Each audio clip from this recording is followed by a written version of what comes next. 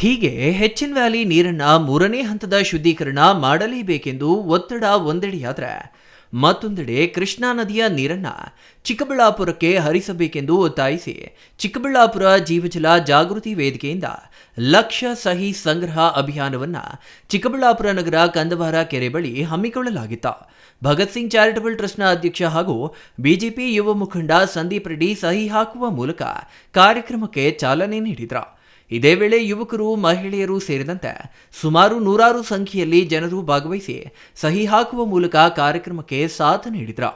ಇದೇ ವೇಳೆ ಮಾತನಾಡಿದ ಭಗತ್ ಸಿಂಗ್ ಚಾರಿಟಬಲ್ ಟ್ರಸ್ಟ್ನ ಅಧ್ಯಕ್ಷ ಸಂದೀಪ್ ರೆಡ್ಡಿ, ಸರ್ಕಾರದ ವಿರುದ್ಧ ಜನರು ಎಷ್ಟೇ ಪ್ರತಿಭಟನೆ, ಹೋರಾಟಗಳು ನಡೆಸಿದ್ರೂ ಕಿವಿ ಕೊಡಲ್ಲ. ಆದರೆ ಎಲೆಕ್ಷನ್ ಸಂದರ್ಭದಲ್ಲಿ ಘೋಷಣೆ ಮಾಡ್ತಾರೆ. ಕೆಂಪೇಗೌಡ ವಿಮಾನ ನಿಲ್ದಾಣದಲ್ಲಿ ಶೌಚಾಲಯಕ್ಕೆ ಶುದ್ಧೀಕರಣ ನೀರು ಕೊಡ್ತಾರೆ. ನಾವು ಕುಡಿಯುವುದಕ್ಕೆ ನೀರು ಕೇಳಿದ್ರು ಸರ್ಕಾರಕ್ಕೆ ನೀರು ಕೊಡಲು ಯೋಗ್ಯತೆ ಇಲ್ಲ. ಹೋರಾಟಗಳು ಏನು ಇವತ್ತಿನ ಸರ್ಕಾರಗಳ ಅವರಿಗೆ ಗೊತ್ತಾಗ್ತಿದೆ, ಹೋರಾಟ ಮಾಡ್ತಿರೋದು ಗೊತ್ತಾಗ್ತಿದೆ, ಆ ಬಿಸಿ ತಟ್ತಿದೆ. ಆದರೆ ಏನು ಮೀಸೆ ಮಣ್ಣಾಗಲ್ಲ ಅಂತಾರಲ್ಲ, ಜಟ್ಟಿ ಬಿದ್ದರೂ ಮೀಸೆ ಮಣ್ಣಾಗಲ್ಲ ಅನ್ನೋ ಒಂದು ಗಾದೆ ಪ್ರಕಾರ ನಾವು ಯಾಕೆ ಇವ್ರು ಹೇಳಿದ ತಕ್ಷಣ ಒಪ್ಪಬೇಕು, ಅಥವಾ ಈಗ ಮಾಡಿದ್ರೆ ನಮಗೇನು ಲಾಭ, ಎಲೆಕ್ಷನ್ ಟೈಮಲ್ಲಿ ಮಾಡಿದ್ರೆ ಆಗ್ಬೋದಾ ಅನ್ನೋ ಒಂದು ಲೆಕ್ಕಾಚಾರದಲ್ಲಿ ಈ ಸರ್ಕಾರಗಳಿದೆ. ಆದರೆ ನೀವು 100% ನಂಗೆ ಗೊತ್ತಿದೆ, ಎಲೆಕ್ಷನ್ಗೆ ಮೊದಲು ನೀವು ಘೋಷಣೆ ಮಾಡ್ತೀರಾ ಟರ್ಷರಿ ಟ್ರೀಟ್ಮೆಂಟ್ಗೆ. ಆದರೆ ಅದಕ್ಕೆ 2 ವರ್ಷ ಟೈಮ್ ಇದೆ. ಆವತ್ತು ನೀವು ತಿಪ್ಪೆ ಸಾರಿಸಿ ಹೋಗೋ ಅಂಥ ಕೆಲಸ ಮಾಡ್ತೀರಾ. ಆದರೆ ಅದಕ್ಕೆ ನಾವು ಒಪ್ಪಲ್ಲ. 2 ವರ್ಷ ನನ್ನ ಜನಗಳಿಗೆ ನಾವು ವಿಷ ಕುಡಿಸ್ಕೊಂಡು ನಾವಿಲ್ಲಿ ಬದುಕೋಕ್ಕೆ ನಾವು ರೆಡಿ ಇಲ್ಲ.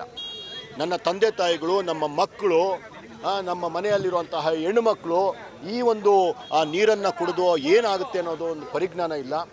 ಅದಕ್ಕೋಸ್ಕರ ಇವತ್ತು ಮುಂದಿನ ಹಂತವಾಗಿ ಲಕ್ಷ ಸಹಿ ಅಭಿಯಾನ ಅನ್ನುವಂತಹ ಒಂದು ಹೋರಾಟವನ್ನು ಪ್ರಾರಂಭ ಮಾಡಿದ್ವಿ. ಅದಕ್ಕೆ ಇವತ್ತು ಚಾಲನೆಯನ್ನು ಸಹ ಕೊಟ್ಟಿದ್ದೀವಿ. ಚಾಲನೆಯನ್ನು ಕೊಟ್ಟಿದ್ದು ವಿಶೇಷವಾಗಿ ಏನಂತಂದರೆ, ಒಬ್ಬ ಡಯಾಲಿಸಿಸ್ ಪೇಷಂಟ್ 35 ವರ್ಷದ ಹುಡುಗ, ನಿಜಕ್ಕೂ ಆ ಹುಡುಗನ ನೋಡಿದ್ರೆ, ಅವ್ರ ತಾಯಿನ ನೋಡಿದ್ರೆ ಕಣ್ಣಲ್ಲಿ ನೀರು ಬರುತ್ತೆ. ಬಡ ಕುಟುಂಬ, ಗೌರ್ಮೆಂಟ್ ಹಾಸ್ಪಿಟ್ಲಲ್ಲಿ ಡಯಾಲಿಸಿಸ್ ಮಾಡಿಸ್ಕೊಳೋಂತಹ ಪರಿಸ್ಥಿತಿ. ಆ ಹುಡುಗ ಈಗಾಗಲೇ ಅರ್ಧ ಶಕ್ತಿಯನ್ನು ಕಳ್ಕೊಂಡ್ಬಿಟ್ಟಿದ್ದಾನೆ. ಆ ತಾಯಿಯಂತೂ ಅಸಹಾಯಕತೆ ನೋಡೋಕ್ಕಾಗೋದಿಲ್ಲ. ಅಂತಹ ಇನ್ನಷ್ಟು ಅಸಹಾಯಕ ಕುಟುಂಬಗಳನ್ನು ತಯಾರಿ ಮಾಡುವಂತಹ ಹೊರಟಿರುವಂತಹ ನನ್ನ ಸರ್ಕಾರಕ್ಕೆ ಚೀಮಾರಿ ಆಗ್ತಾ, ನನ್ನ ಸರ್ಕಾರಕ್ಕೆ ಕಾಲರ್ ಪಟ್ಟಿ ಹಿಡ್ಕೊಂಡು ಕೇಳ್ತಾ, ದಯವಿಟ್ಟು ನಮಗೆ ಶುದ್ಧ ನೀರನ್ನು ಕೊಡಿ, 3ನೇ ಹಂತದ ಶುದ್ಧೀಕರಣ ಆಗಲೇಬೇಕು. ಜೊತೆಗೆ ಕೃಷ್ಣಾ ನದಿಯನ್ನು ನೀರನ್ನು ಬರುವಂತಹ ಕೆಲಸವನ್ನು ಸಹ ಸರ್ಕಾರಗಳು ಮಾಡಬೇಕು ಅಂತೇಳಿ ಇವತ್ತು ಲಕ್ಷ ಸಹಿ ಸಂಗ್ರಹ ಅಭಿಯಾನ ಅನ್ನುವಂಥ ಕಾರ್ಯಕ್ರಮನ ನಾವು ಪ್ರಾರಂಭ ಮಾಡಿದ್ವಿ. ಇನ್ನು ಸ್ಥಳೀಯ ಶಾಸಕರಂತೂ ಕಾಣೋದೇ ಇಲ್ಲ. ನೀವು ಒಳ್ಳೆಯ ಕಾರ್ಯಕ್ರಮಗಳನ್ನು ಮಾಡಿ ನಿಮ್ಮ ಹಿಂದೆ ಇರ್ತೇವೆ, ಆದರೆ ಚಿಕ್ಕಬಳ್ಳಾಪುರ ಜನರು ವಿಷ ನೀರು ಕುಡಿಯುತ್ತಿದ್ದಾರೆ. ನೀವಿನ್ನೂ ಯಾವಾಗ ಒಳ್ಳೆಯ ನೀರನ್ನು ಕೊಡ್ತೀರಾ? ನಿಮ್ಮನ್ನು ನಂಬಿ 2 ಲಕ್ಷ ಜನ ಮತ ನೀಡಿದ್ದಾರೆ. ಪ್ರಸ್ತುತ ನಿಮಗೆ ಗೌರವ ಕೊಡುತ್ತಿದ್ದೇವೆ. ಮುಂದೆ ಇದೇ ರೀತಿ ಇರಲ್ಲ, ಬೇರೆ ರೀತಿ ಇರುತ್ತೆ. ಶಾಸಕರೇ ಚಿಕ್ಕಬಳ್ಳಾಪುರ ಬರೋದಕ್ಕೆ ಭಯ ಬೀಳಬೇಕಾಗುತ್ತದೆ. ಅಂತಹ ಪರಿಸ್ಥಿತಿ ಬರುವಂತಹ ಕೆಲಸ ಮಾಡ್ತಿದ್ದೀರಾ. ನಿಮ್ಮಪ್ಪನ ಆಸ್ತಿ ಕೇಳ್ತಿಲ್ಲ, ನೀರನ್ನು ಮಾತ್ರ ಕೇಳುತ್ತಿರೋದು. ನಿಮ್ಮಪ್ಪನ ಮನೆಯಿಂದ ತರ್ತೀರಾ, ಹುಷಾರೆಂದು ಖಡಕ್ಕಾಗಿ ಎಚ್ಚರಿಕೆ ನೀಡಿದ್ದಾರೆ. ಇವತ್ತು ನನ್ನ ಮಂತ್ರಿಗಳ ಮಾತು ಕೇಳ್ತಾ ಇದ್ದೆ ನಾನು ಯಾವುದೋ ಒಂದು ವಿಡಿಯೋದಲ್ಲಿ. ಅವ್ರು ಹೇಳ್ತಿದ್ರು, ಏನು ಕೂಗೇನೆದ್ದಿದೆ, ಟರ್ಷರಿ ಟ್ರೀಟ್ಮೆಂಟ್ ಬೇಕು ಅಂತ. ಈಗ ಹೊಸದಾಗಿ ಏನು ನಾವು ಯಂತ್ರಗಳಾಗ್ತಾ ಇದ್ದಾರೆ BWSSB, ಟರ್ಷರಿ ಟ್ರೀಟ್ಮೆಂಟ್ ಅಷ್ಟೇ ಒಳ್ಳೆ ನೀರು ಬರುತ್ತೆ ಅಂತ. ತಮ್ಮ ಗಮನಕ್ಕಿರಲಿ, ಏನು ಏರ್ಪೋರ್ಟಲ್ಲಿ ಫ್ಲಶ್ಗೆ ವಾಟ್ರ್ ಹೋಗೋದಕ್ಕೆ ಟರ್ಷರಿ ಟ್ರೀಟ್ಮೆಂಟ್ ಮಾಡಿ ಕೊಡ್ತಾ ಇದ್ದಾರೆ ರೀ. ಏನು ಏರ್ಪೋರ್ಟಿಂದ ಅಲ್ಲಿ ಹೋಗೋ ಅಂಥ ಜನಗಳು ಆಕಾಶದಿಂದ ಉದ್ರೋರ ಟಾಯ್ಲೆಟ್ ತೊಳೆಯೋಕ್ಕೆ ಟರ್ಷರಿ ಟ್ರೀಟ್ಮೆಂಟ್ ರೀ. ನಾವು ಕುಡಿಯೋ ನೀರು ಕೇಳ್ತಾ ಇದ್ರೆ ಮಾನ ಮರಿದೆ ಇಲ್ವಾ ನಿಮಗೆ? ಟರ್ಷರಿ ಟ್ರೀಟ್ಮೆಂಟ್ ಯಾವಾಗ ಕೊಡ್ತೀರಾ? ನಮ್ಮ ಶಾಸಕರಂತೂ ಏನು ಕಾಣೋದೇ ಇಲ್ಲ. ಯಾವಾಗಾದರೂ ಬರ್ತಾರೆ, ಏನೋ ಪಾಪ ನಮ್ಮೂರು, ನಮ್ಮ ಚಿಕ್ಕಬಳ್ಳಾಪುರ ಏನೋ ಮಾಡ್ತಾರೆ, ಮಾಡಲಿ. ಹೊಸದು ಏನು ಮಾಡಿದ್ರು ನಾವು ನಿಮ್ಮ ಜೊತೆ ನಿಂತ್ಕೊತೀವಿ.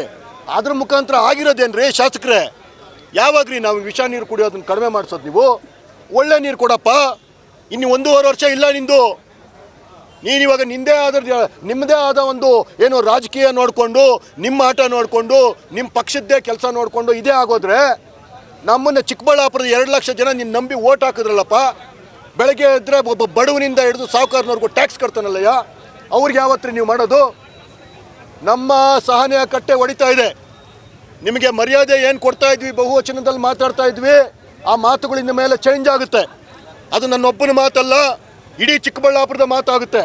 ನೀವು ಚಿಕ್ಕಬಳ್ಳಾಪುರಕ್ಕೆ ಬರೋದಕ್ಕೆ ಭಯ ಬೀಳಬೇಕು. ಅಂತಹ ಪರಿಸ್ಥಿತಿ ತಂದುಕೊಂತ ಇದ್ದೀರಾ ನೀವೇ. Thoudanahalli Ramesh, CTV news, Chikkaballapur.